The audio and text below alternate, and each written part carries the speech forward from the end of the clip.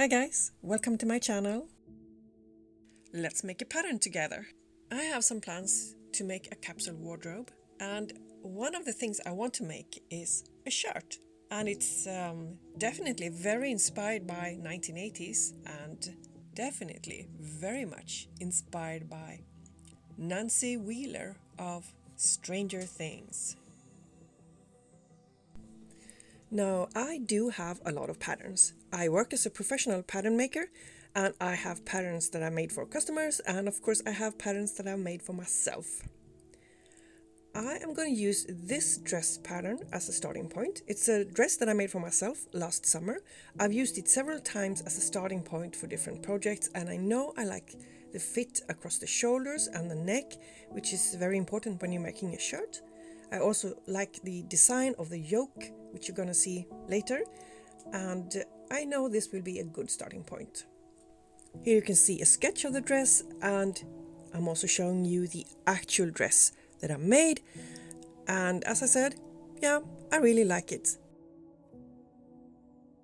It's definitely very much in 1980s style too, especially the pretty gold buttons.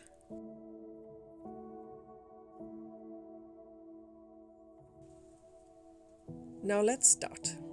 First, let's grab some supplies and have a look at the little cat paws. Here I am starting with the first pattern pieces, the shoulder, the back sleeve and the front sleeve. You see the markings or the balance marks that need to match up. Here's the neckline, here's the front piece, and here goes the back piece. Now I am starting with copying these pieces. And as you can see, my pattern pieces look quite messy, but that's just the way it is. As long as your pattern pieces and your balance marks and so on are correct, it doesn't really matter what your patterns look like. When I copy these pattern pieces, I do copy all the markings. And I always make sure to make notes of what kind of pattern piece they are and where they are supposed to fit together with the other pieces. Because if you don't do that, it can become very confusing very fast.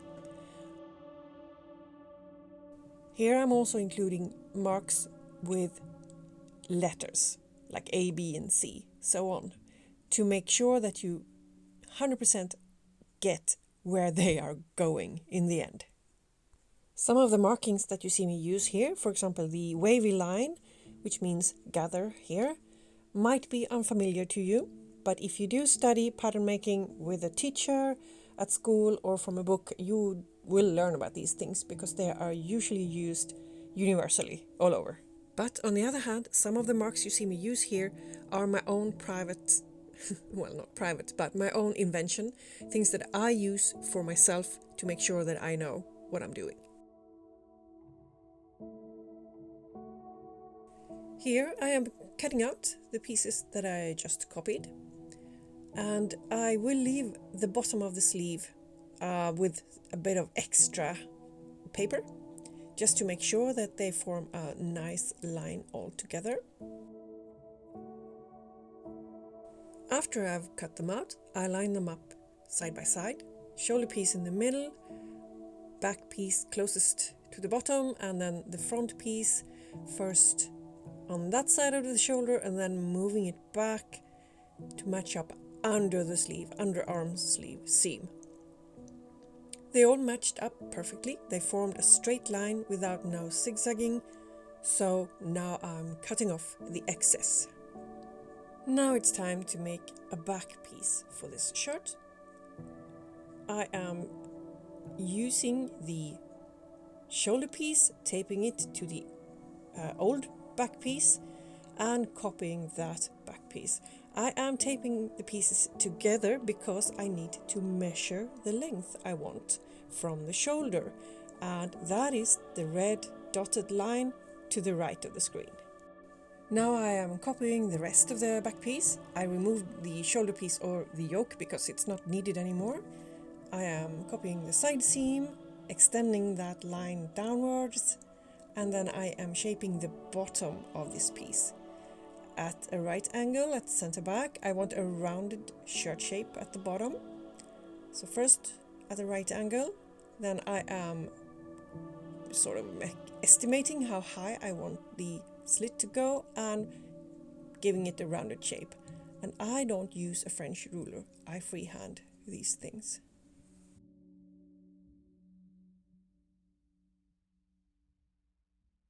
Here's the next thing to do with the back piece, that is making it much wider.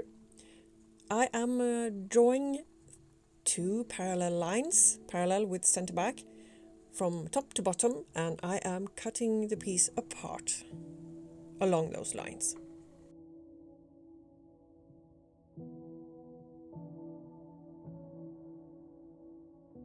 So after I've cut this apart in 3 different pieces, it's time for a little bit of math. I am adding quite a lot of width here, but I need to make it sort of in the ballpark of what I'm aiming for. I know what kind of fabric I want to use, and I know about sort of how that fabric behaves. So based on my experience, I am adding a number here. But when you're doing it for the first time, well, you try and you try again, and you try again and again. Once I have decided on a number that I want, I am trying to sort out my paper pieces to get them to lie flat, placing them side by side,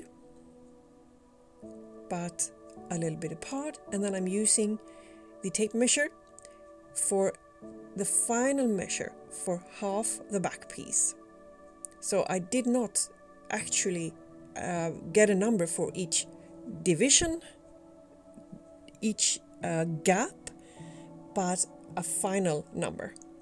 As you can see here, I'm also making it wider at the bottom and not so wide at the top. The lines of the cut are not parallel, and that's just based on how I want it to be. Now I'm cutting off all the excess. I am reshaping the bottom because with the gaps it was not even anymore. But that's just a new line basically. And once again, cutting off the excess. Make sure that everything is taped properly because this can get messy. Now over to the front piece. First I need to mark the center front because this one had an overlapping center front with buttons, but I am not using that anymore. And with this pink line I am marking center front.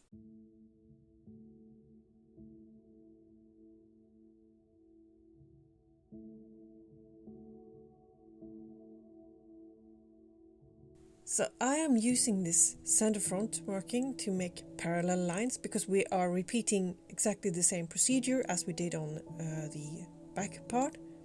Here I am noticing that my pink marker is leaking and it's giving me pink ink everywhere. I just need to find another one and just keep on marking these lines. The ink is still giving me trouble, that spreading the pink. Now I have placed a piece of paper on top of this front piece and I am copying it. I am placing this piece along the center front line, the pink line I did before. I'm also marking the fold, cut on a fold along this line. To the right you see the neck opening and you see the first half of the shoulder.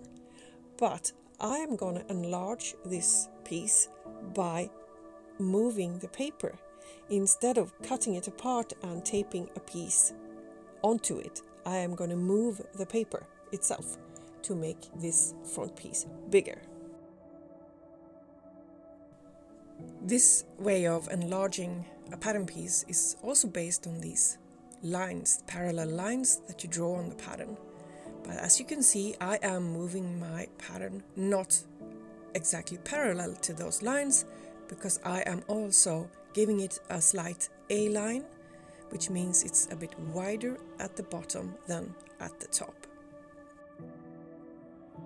This way of enlarging a pattern is a bit more complicated than cutting and taping, and it's easier to make mistakes, but it's also, when you do it right, it saves on time and, well, of course, tape and paper. One important thing to keep in mind is that when you move these pattern pieces, you cannot push them up or down. They have to stay perpendicular to the grain line or center front. Oh, and when I talk about pattern pieces, I mean that I now see the right and the left side of this front piece as two separate pattern pieces, one on each side of this dividing one on each side of this dividing line.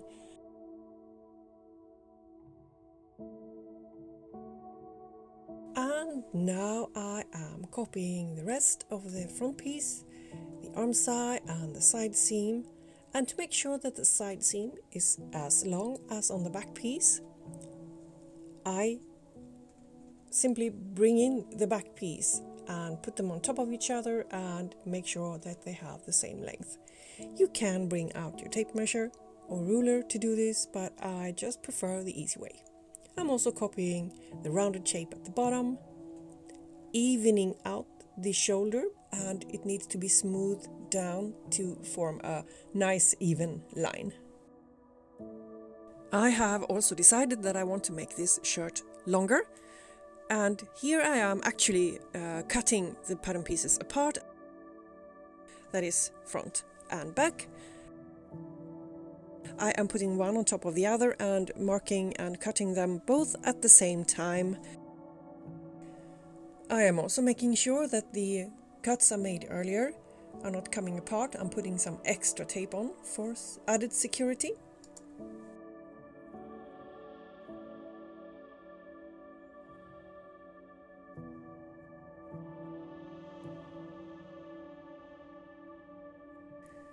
And here we are gonna work on the front piece, adding paper and marking two parallel lines. The length I wish to add is now marked in two parallel lines, and I am taping the pattern pieces back together again into a full front piece.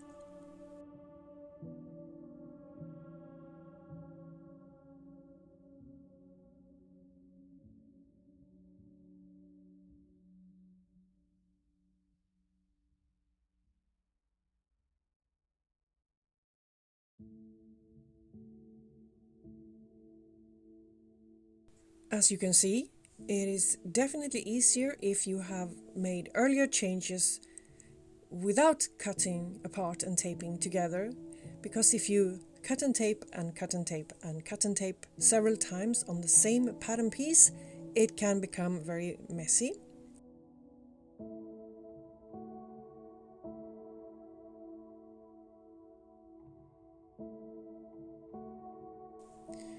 Here I am back at the front piece. I am marking the front placket or the front opening. I did a little guess earlier, but I realized that was way too short and also way too narrow, so I'm making it longer and wider. Now, over to the sleeves. I have taped together the back piece with the back sleeve, and the shoulder piece, and then the front piece. And I am simply trying to decide what to do here.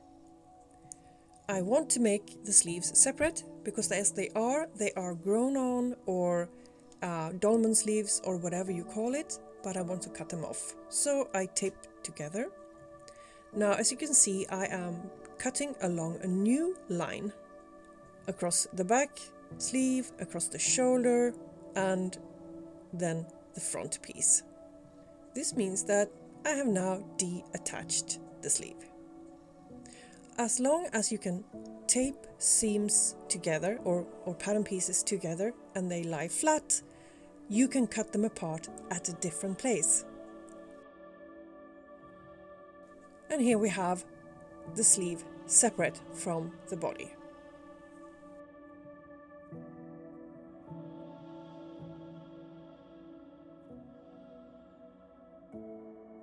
And here you see me folding the sleeve lengthwise and checking that the markings for the undersleeve seam are still correct, and they are. Now we're gonna make it longer, and I'm just gonna tape a piece of paper to the bottom of the sleeve and draw lines along the underarm seam to make it longer as a first step in changing these sleeves into what I'm looking for.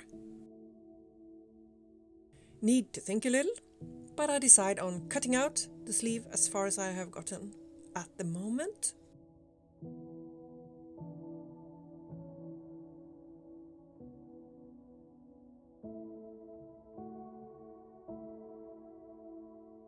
I am marking the grain line because that's quite important on sleeves.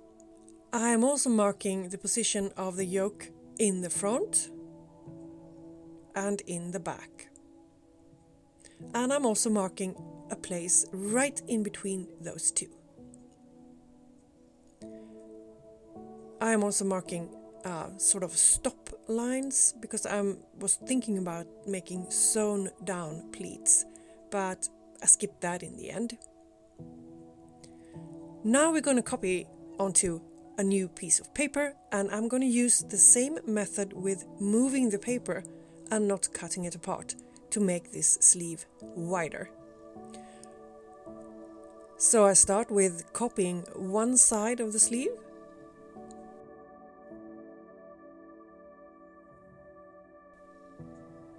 And that includes, of course, all the markings, the balance marks. I am marking the line I just did at the front of the yoke, and I'm also marking a parallel line. I think I made this 2 centimeters apart. Now I'm removing the pins and moving the paper from the original line to the new line I made. And if you look closely on the right side, you see the added width that has suddenly appeared on the paper. Oh no, on the pattern piece. Now I'm repeating this with the center pleat, marking the first line and then the second line.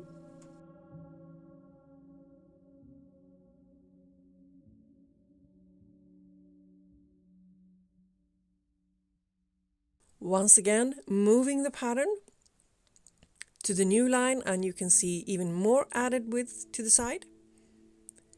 And doing this with the third pleat at the back of the yoke.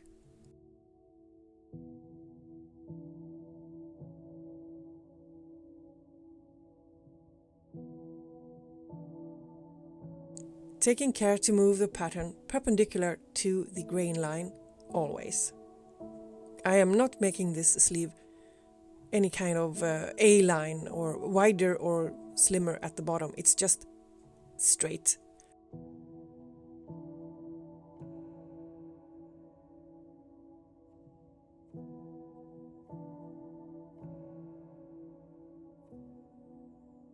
Now there's a piece of paper missing on this side, and that was a warning sign because it turns out that this pattern piece is wider than ordinary fabric.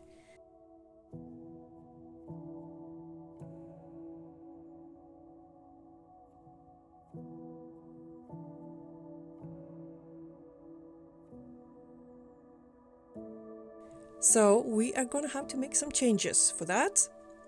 You'll see that in a second. Here I'm just copying the bottom of the sleeve, and you can see on the right side very clearly that this piece is now much wider than it used to be. Marking the grain line because that is still very important. The bottom edge of the sleeve I do not care much about because we are going to make changes about that later. Here I am basically checking that these pleats at the top of the sleeve work out just as I planned them to.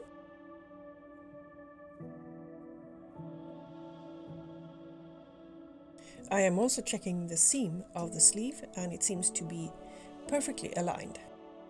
I am transferring the markings to make them identical on both sides of the sleeve, and I am also pinning this whole sleeve together.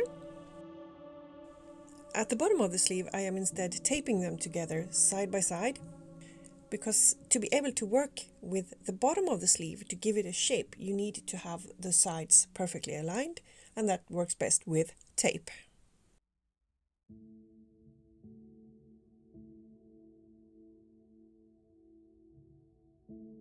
So I am planning to give the bottom of the sleeve, you could call it a shape like a bishop sleeve, and that means that it is a bit shorter in the front and longer in the back. And you can see the lines that I am drawing, one on the front side of the sleeve and one on the back side of the sleeve. And now I am joining these two lines together across the seam. So to get a really nice shape here, you have to create a very smooth line that goes up in the front and dips down in the back where the elbow is, because these are 3/4 length sleeves. And to make sure that you get a shape that you actually like, well, that is pretty tricky, and as it turns out, the sample I am making later will make me realize that the shape is not perfect. But you have to start somewhere, right? Drawing and later cutting right across the seam line here will make sure that at least that part of the sleeve becomes very even when you sew it together. The next thing I am doing here is to give it a little bit less fabric in the underarm area. I am realizing that this is a very big sleeve, and there's going to be lots of wrinkles. And here I am cutting both sides of this sleeve at the same time, because it's already pinned together. And of course I then will have to remake the markings, the balance marks, because I am cutting them off right now. At the bottom of the sleeve I will keep all the fabric, because I would like the sleeves to be, really big and fluffy at the cuff. Not so much in the underarm area. And as I said, I am now remaking the markings, or the balance marks. These marks correspond to each other, not on anything on the body of the shirt or anything. And now over to the next problem. As I said earlier, this pattern piece is way too wide. It doesn't fit on a standard width fabric, folded double, and it's also way too wasteful to cut it out like that. So I'm going to make some changes. And what I'm going to do is just simply cut off a few pieces, or actually one triangle from each side of the sleeve. But I'm not going to throw them away or anything. I am going to keep them as pattern pieces, cut them from the fabric, and then later sew them back on to the sleeves. And speaking about sewing, it is going to be difficult to sew back these pieces in the right place, because they are almost identical. Therefore I am here marking these lines that I'm cutting, and these marks are for sewing. If you mark them according to the pattern, you will recognize which side of the triangle and which triangle goes where. Well, hopefully at least.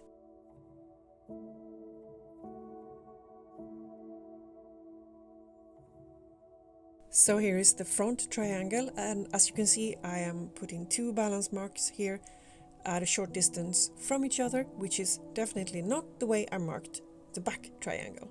And now you know the difference between these two small pieces, but make sure to transfer these balance marks to the fabric when you're cutting out.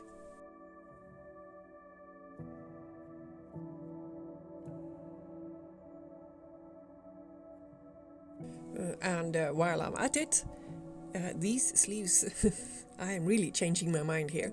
I think they're too long. So here I am marking, I'd say like 5 centimeters up from the bottom edge. And you remember that I taped these sides together to get this curvy line to really match up.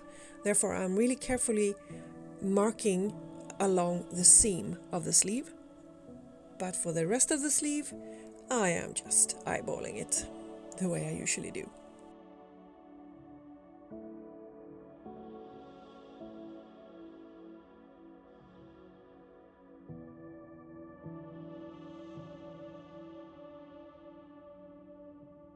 The last thing you will see me making here on video is marking the last pattern pieces. All the pattern pieces need to have a name. This one is called Nancy, of course, and a size and so on, and it also needs to say what it is, like sleeve on the sleeve. I honestly forgot to film making the cuffs because they were just boring rectangles and not exactly rocket science. And yeah, this is about it. Thank you for watching all to the end. In my next video I will show you how the shirt that I make out of it looks.